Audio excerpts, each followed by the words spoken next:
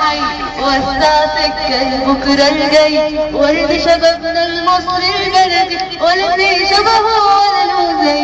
قالوا شباب قاعدين في كافيه عفاريت طلعوا ولاد الايه، عارفين امتى وفين معنيه، شايفين كل طريق ازاي من دمهم الغالي توطى وطن الخوف والموت والردة. طلع الصبح وصلى وعدى يكمل الامس الاجمل ضي. ياه على وطن اتهان واتباع، ياه على شعب اتعلم، ياه على وطن اتهان واتباع، ياه على شعب اتعلم.